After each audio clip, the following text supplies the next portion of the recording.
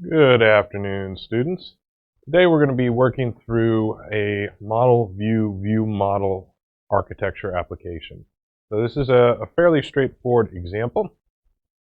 It should not be very different than what we've seen before. We have, for example, this student class, which is a data class. You can see we've implemented iNotify changed. We have that event. We have a private list of these course record objects, which represent courses a student has taken. We have a first name and a last name, and we have a getter and an init accessor. If you remember, the init accessor is like a set accessor, but it can only be called once during initialization. So this effectively allows these to be set, and then they can't be changed after that. For that reason, we don't have to signal that their property is changing, because their property will never change once they're fully initialized. And for the course records, we're actually providing a IEnumerable of those. In this case, we're calling the toArray method, which converts that private list of course records into an array and passes that back. We do that in this case because we don't want people to be able to modify the list of course records. We only want courses to be added through a method in this class. And if we just give out the reference to the containing array, we're allowing anybody to add, remove, do whatever they want with that list, which is part of the state of this class. So following the ideals of data hiding, information hiding, what we give out is actually a copy, a shallow copy, an array that contains references to those course records. And we're protecting those a little bit too, and I'll talk about that in a moment. Then we have the GPA calculation. So basically we iterate over the course records, and we calculate the number of points for the course, which is a combination of the grade multiplied by how many credit hours that is. Then we also sum the total hours that the student has taken. Your GPA is the average of those. So you take the number of points in the course times the number of credit hours that course was worth, and you divide that by the hours in the course. That's your grade point average if you do that across all your courses. Then we have, like I said, we have an add method, which adds a course record to the history of the student. We're just adding that private list, and then we invoke that the course records property is changing and that the GPA is changing. So notice we're not actually treating this as something like an observable collection. We're just saying, hey, my actual property of course records has changed. So this is not necessarily the most efficient way if that course records list gets very long, but it also works, and it's a little simpler to implement for this example, so that's how we've done it. We'd probably also want ability to remove courses and things like that, but again, this is just a very simple example to demonstrate what we're talking about today, which is the model view model. And then finally we have our constructor, and you can see we bring in the first name and last name. We initialize those using that init accessor we defined up above. And because we've declared a constructor that takes parameters, there is no parameterless constructor. This is the only constructor, so the only way to construct a student object is to provide that first and last name. That means that these first and last name will never be null, so we don't have to mark them as nullable or anything like that. We basically have guaranteed that they have to be set to something and that they're not going to change after we set them, so we know exactly what they're going to look like. Let's take a look at that course record as well. So the course record, should have documented this. I didn't realize I didn't have it. I'll add that to the example that I give you guys. But the course record basically represents a course a student has taken. It has a name, something like CS200. It has a grade, which is pulled from this grade enum we'll take a look at in a moment. And it has a number of credit hours, which is a double. And we're doing the same trick we did with the student class, where each one of these has a get and an init accessor. And then we have a constructor with arguments. So the only way to create a course is to provide all of this information, the course record, provide the course name, the grade, and the credit hours. And then we go ahead and set those and store those. And then we have one method override. We're overriding toString to print the course name, followed by, in parentheses, the number of credit hours, credits with a grade of, and then the actual grade value. So A, B, C, D, or E. So if you remember, we talked about how we turned the list into an array so that you couldn't mess with the list. Well, if we look at this course record, we've effectively made this into an immutable object. So as soon as it gets constructed, it cannot change ever because there's no setters. Only these inits, and those only happen during the constructor.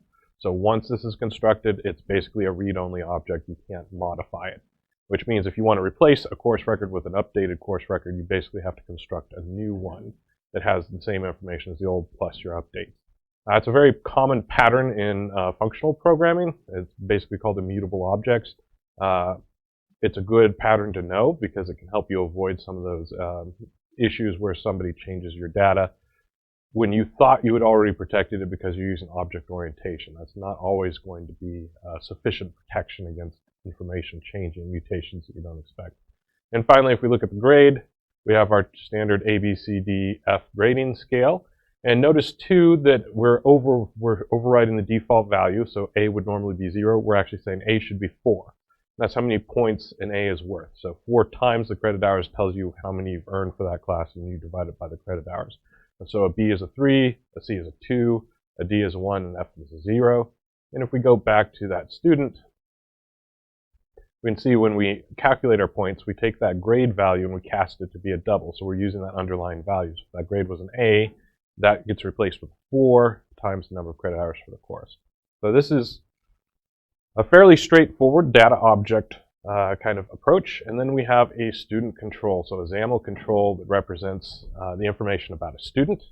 So we have a stack panel that has a couple different things in it. At the first level, we have another stack panel that's horizontally oriented that gives us name followed by binding to a text box that binds to the first name and a text box that binds to the last name. So when we run this, it would say name, first name, last name, whatever those values are. GPA, same thing. We have a stack panel that we're basically giving a label saying GPA, followed by the actual GPA. We're using the string format property to basically represent that as a number with 2 decimal places. So we round it off if it's, or truncate if it's longer than that. And then we have the course history. We have a label. We have a list view, and we're iterating over those course records. So we're going to display all those course record objects. And because we overrode the toString, we're going to display what that toString actually generates. And then the code behind, we haven't done anything with the code behind here. You can see we're just calling initialize component. So this is a very simple control. And our main window is XAML. We have just put an instance of that student control in the main window. There's nothing else going on in the main window as far as the XAML side. And if we look at the code behind, after we initialize a component, we create a student, Willie Wildcat. We give him some grades and some courses, some CS courses, some math courses, and then we set that student to be our data context. So if we run this program, we get a nice printout. The name is Willie Wildcat. His GPA is 2.93. His course history, he's taken these 4 courses. You can see what grades he got out of those, and of course that's where this GPA is being calculated from. So this is our starting point. And what we want to do now is think of Willie as being a computer science student. And one of the things you might want to know as a student is, what is my major GPA? So what is my GPA of just the courses that are inside my department? So anything prefixed with CIS. And the question might be, okay, where do we do this? Where would that calculation go? Well, we could put it into the student class, kind of like we have the GPA. But if this student class is meant to represent every student in the university suddenly, and every university program says, no, I want my major GPA to be listed, this class gets very bloated very quickly. And that's not really what we want, because those are kind of one-off things. We only want to use them for a specific major. Now, if we're really doing this, we probably just add a major GPA and allow them to specify specifically what that is, but we're not going to do that. We're playing with WPF, and we really want to do the MVVM approach. That's what we're going to do today. So we don't want to put it here in the data class. Well, we could put it in the actual XAML for the student control. Like, we could add a bunch of logic to the code behind here to actually calculate that. Do some extra work to say when the data context changes, because there's actually an event we can listen for.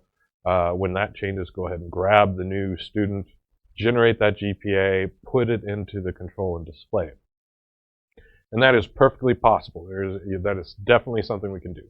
The downside to that approach is now we've got a lot of logic in this GUI, and GUIs are already kind of difficult to test. In fact, if you remember from the reading, we actually say a lot of times we won't actually test them with unit tests. We will test them basically by hand with a handwritten test plan that describes the actions we should do with the GUI. So anything like this, which is actually heavy code logic, we really want to unit test that. And it's hard to do that if we embed that in a control. And the Microsoft team ran into this and they said, okay, how can we deal with this? And they came up with this idea of isolating the view from the model with an intermediary layer between that actually was used for data binding to the view and connected to the model. And they called that a view model because it sits between the view and the model. And that is basically a thin layer that we can do any kind of data manipulation we need to do within and expose that as properties that can be bound to by the view. But because we keep that as just another data class, we can go ahead and do all kinds of normal unit testing with that.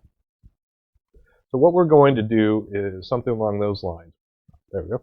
We're going to create a new class to represent a computer science student.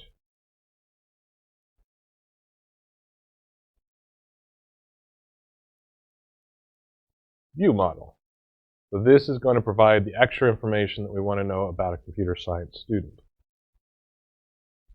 And you might be wondering, well, if this is just a special kind of student, why don't we use inheritance and make this be a subclass of student so that we get all the stuff from student and we add some additional stuff to it?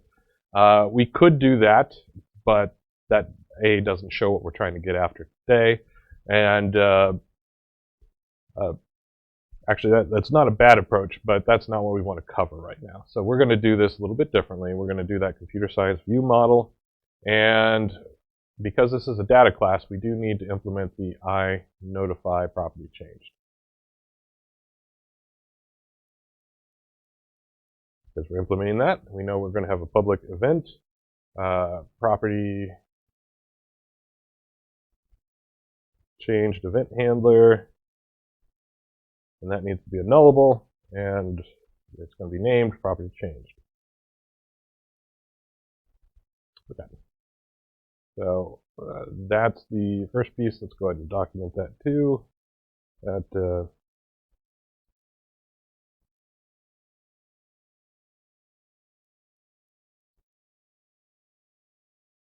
Okay.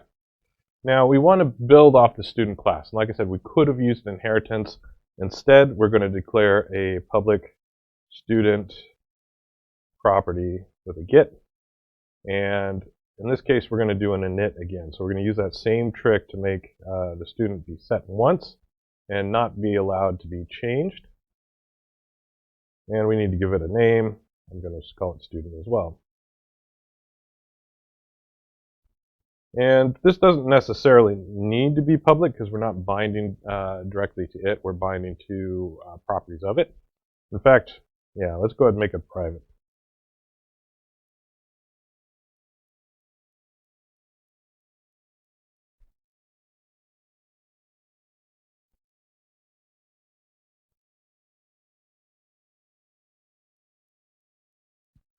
And we're going to use something similar to the pass-forward approach you saw when you were doing a enumerable or collection, where we're going to have a private backing field of type student. We're going to pass forward some of its properties through, or basically expose those through properties of this method. So the student has a string for the first name, and we're just going to pass forward student.firstname and the last name.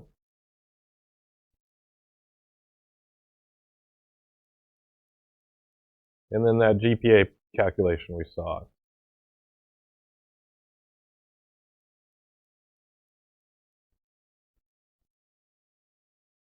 All right, and we could go ahead and comment those three.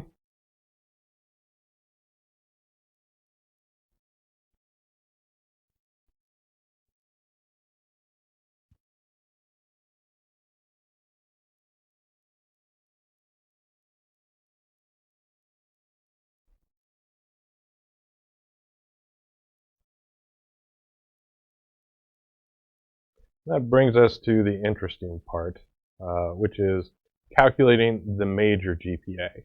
This works pretty much the same way as the student class's GPA calculation. So if we jump in here, we have a student double GPA. And I'm just going to actually copy paste this in, which, as we've talked about before,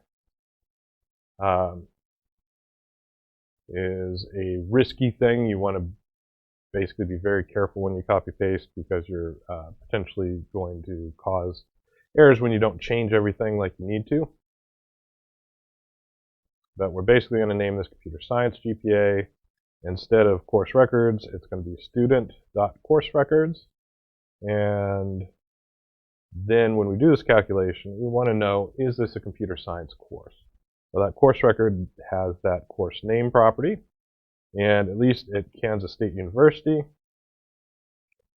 the CS coursework is prefixed with CIS from our old department name, Computing and Information Sciences. We're now computer science, but we still use that prefix. And then this points and hours summation, we'll put that inside that if conditional statement. So we will only add points and hours that come specifically from courses that have the CIS substring within those, which is only going to be our computer science courses. So this is essentially the same calculation we were doing before, but now we're limiting it to a particular subset. And that pretty much wraps up all the functionality we need for our view model, except we're running this iNotify property changed, and we need to know when this changes, when the GPA changes, or the computer science GPA changes. And one of the ways we can do that, because the student class itself implements that iNotify property change as well, we can add our own event handler that's going to listen for that event. So we're going to go ahead and make this private, void, and we'll call this one handle student property changed. Like all event list handlers, we're going to be defining a sender, which is just going to be an object. It's whatever object is sending us this message. And then some form of event args, which we know from our work with property changed, is going to be property changed event args. All right. So now when this event comes in, we need to know what property it is and decide if that's something we need to deal with. So right now, we have the first name and the last name and the GPA, which are all pass-forwards from the student class. Now, we already talked about first name and last name are effectively immutable, so they should not actually change at any point. So we don't expect that we would get an event from those. We could go ahead and listen for one and pass it forward if we thought that there was a possibility that might change in the future. Depending on how our system is architected, we either be replacing a student with a new student record, for example, if they change their name, or we might allow that editing to actually happen, in which case we would want to have an event listener kind of pass forward for that. We're going to stick with that immutable model because that simplifies things. And so the only thing we really care about then is this GPA. So we are going to check to see if the property name that is changing equals, and we want the GPA from the student.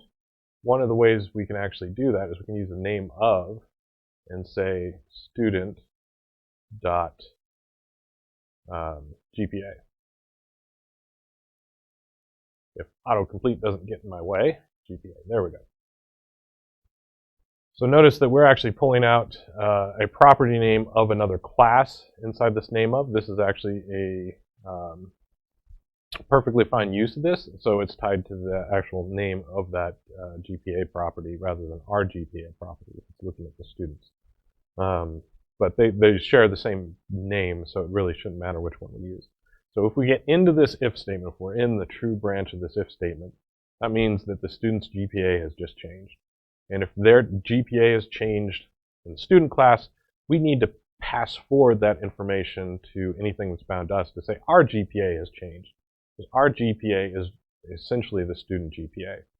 So to pass that forward, we go ahead and invoke our own property change. And we do that again with that question mark period syntax because property change may be null. And the object that is the sender in this case is this object, this view model object.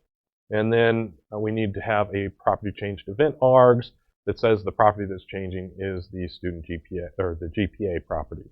Well, we actually already have one of those, because that's what got passed in here, and we just verified that it actually says the name is GPA. So we're going to be a little bit lazy, and we're going to reuse and just pass forward that object. And that's perfectly fine if the only thing that's, if everything's identical as it moves forward, which in this case, the only thing that property changed event args adds over a traditional event args is that property name. We know that property name is what we want it to be. So we can pass forward the GPA one, but we also need to generate one for our own computer science GPA, because if that GPA changes, our records or our GPA, our computer science GPA, is created from a subset of the grades that created that GPA. So there's a decent chance the computer science GPA has changed as well. Doesn't necessarily hold true, but we can go ahead and notify it's changed even if it hasn't, and that won't really hurt anything.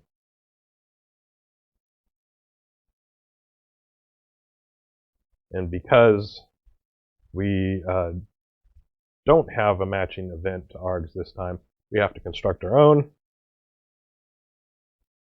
and we will use that computer science GPA.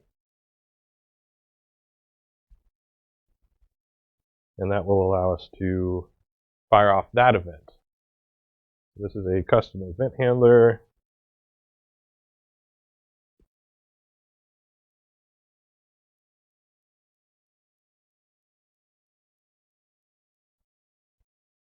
From the student.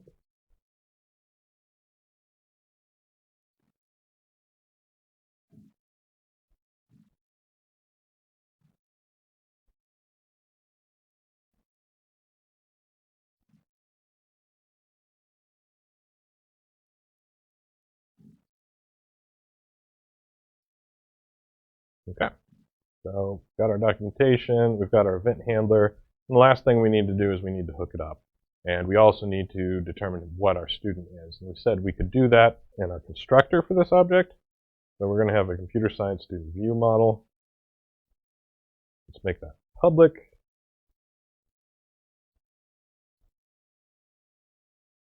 And we need a student, because we said we had to do this in our constructor. And then inside that constructor, we can set our private backing field of student be that student we just passed in. And we can also attach our event listener. So student dot property changed plus equals the handle student property changed. And because we're hooking up an event listener, we don't provide the parentheses. We're just passing that in. And nullability and void. Let's see.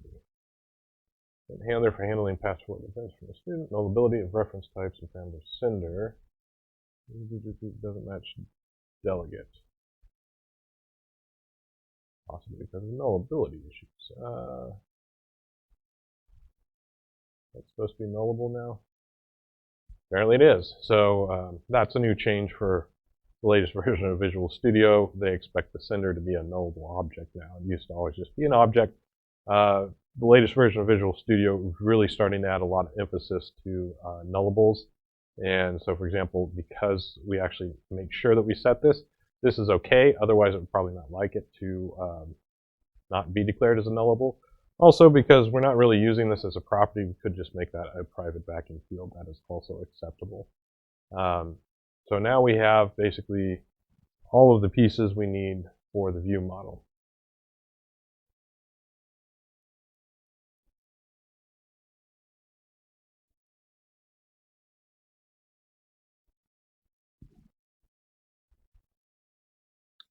And the student wrapped in this model, view model. So this is also an example of a kind of pattern we see sometimes in programming where we take an object, we wrap it in another object that adds additional functionality. So we call that a wrapper or sometimes a higher order component. But basically it just means we're expanding the functionality of this class by basically passing forward a bunch of its stuff and adding additional stuff to it. This is similar in some ways to inheritance. The difference is this happens at runtime rather than being defined as part of the structure of the program itself. So we would now want to be using this view model instead of our regular student if we were trying to display a computer science student. So we'll go back to that main window and look at our constructor here, where we actually pass in that data context. We give it the student Willie. We can actually wrap this Willie in a new computer science student view model. And that's going to make Willie be the student that actually gets wrapped into that. And notice that the computer science student still exposes the GPA, a GPA property. It exposes a first name property and a last name property. And did we do course records? I don't think we did. So let's go ahead and add that as well. I missed one. Actually, let's go ahead and run it and see what happens. Oh. Let's fix our build errors and then see what happens. Just left have an extra parenthesis there. Okay. So you can see Willie the Wildcat, we're getting his GPA correctly. His name's coming through just fine. But his course history is not there. And that's because we didn't pass forward the course history like we did all the other things. So we would want to additionally add the course history. So let's go ahead and do that real quick. Public IEnumerable course record.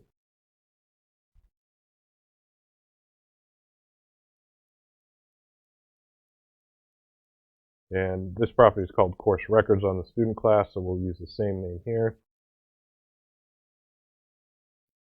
And remember, that's the one we actually converted to an array and returned. So we're just going to pass forward that array.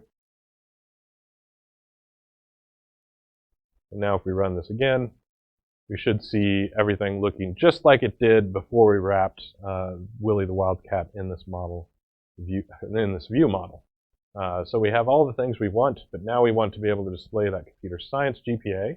So if we go to that student control, we'd either do it in the student control, or we could potentially add a new control that represents just computer science students. There's a lot of different ways we can do this. I'm just going to use the same control. I'm going to basically copy the GPA, but we're going to change this to computer science GPA, and then up here in the text block, we'll actually spell that out. Whoops. What did you just do? Spell that out here. Computer science GPA. So now we should have two GPAs listed, and if we run this, there you can see his computer science GPA is a 3.43, and his regular university GPA is a 2.93, so he's a better computer science student than he is necessarily a student in general. And a lot of that is probably the C in math pulled him down a bit. So that is one example of using a view model. Basically, the core idea is that a view model is a class that sits between your view and one or more data representations. And there's a lot of different ways we can use that. We just use that here to basically add a little extra functionality that wasn't part of the student, so that we could display some additional information to the computer science GPA. But we could also use this, for example, to pull in 3 different data models maybe that we want to display all their information in a single control.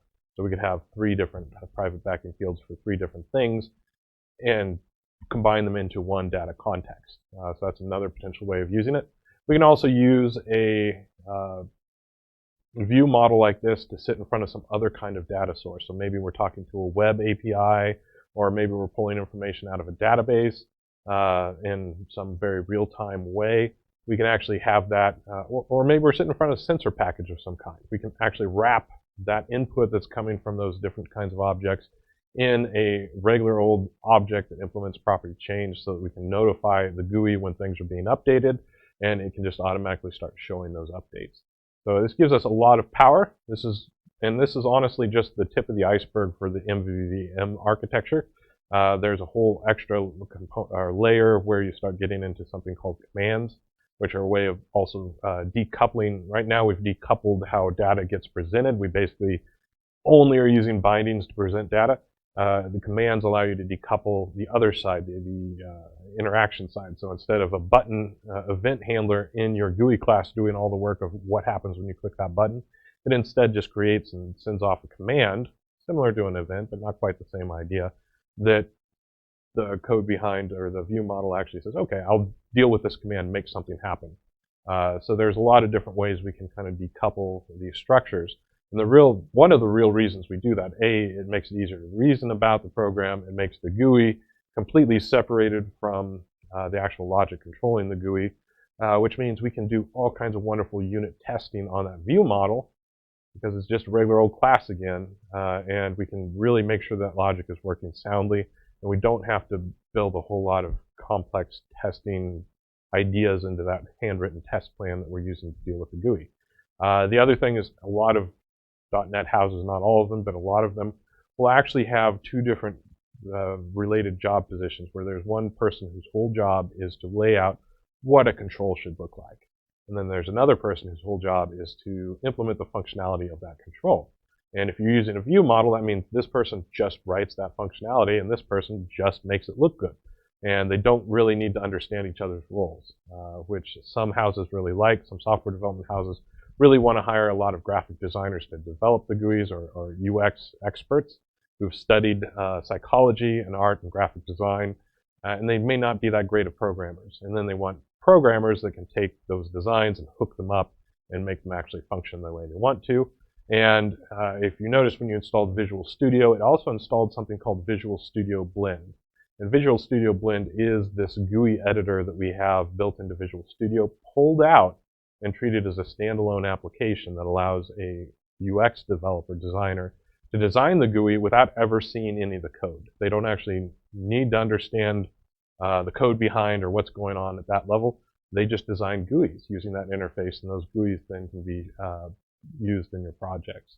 So that's a very different way of doing GUI development than we teach you, because we teach you both sides of the aspect, although arguably we don't do as great of a job of really teaching the aesthetic side of and the psychology side of GUI design, which is something that gets emphasized for people that are really just focusing on that.